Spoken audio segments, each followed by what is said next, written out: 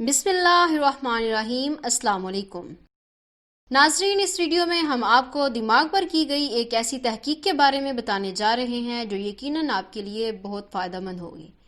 تو مزید جاننے کے لیے اس ویڈیو کو آخر تک دیکھیے گا۔ آپ نے اگر ابھی تک اس چینل کو سبسکرائب نہیں کیا تو جلدی سے کر لیجئے تاکہ ہر نئی آنے والی اپڈیٹ آپ تک بر وقت پہنچتی رہے۔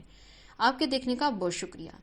انسانی دماغ ٹھوس نہیں ہوتا بلکہ لچکدار ہوتا ہے، اور اس کا 73% حصہ پانی پر مشتمل ہوتا ہے۔ اس کا وزن صرف 1300 گرام سے 1400 گرام تک ہوتا ہے، اور حیران کن طور پر 1 ارب خلیات پر مشتمل ہوتا ہے۔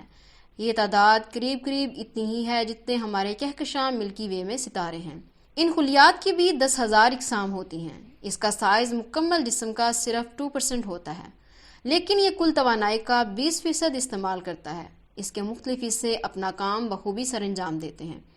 دماغ کا ہر خلیہ اپنے آپ میں کمپیوٹر کی طرح کام کرتا ہے، پھر یہ آپس میں مربوط ہوتے ہیں۔ یوں سمجھ لے کہ ان میں نیٹ ورکنگ ہوتی ہے، جس کی وجہ سے یہ مل کر فیصلہ کرتے ہیں۔ یادداشت محفوظ کرنے والا حصہ اتنی صلاحیت رکھتا ہے کہ 2.5 بیٹا بائٹ میموری محفوظ کر سکتا ہے۔ سادہ الفاظ میں تقریباً 25 لاکھ گیگا بائٹس کا ڈیٹا محفوظ کیا جا سکتا ہے۔ دماغ کے خلیات کو خون سپلائی کرنے والی نالیاں اتنی باریک ہوتی ہیں کہ بمشکل نظر آتی ہیں، لیکن صرف دماغ میں ان کی طوالت اتنی ہوتی ہے کہ بالفرض ان کو آپس میں جوڑ دیے جائے تو 1,20,000 کلومیٹر لمبائی بنے گی۔ دماغی خلیات ایک دوسرے کو 432 کلومیٹر فی گھنٹہ کی رفتار سے برقی پیغامات بھجواتے ہیں، جو کہ فارمولا 1 ریز کی سپیڈ سے بھی زیادہ سپیڈ ہے۔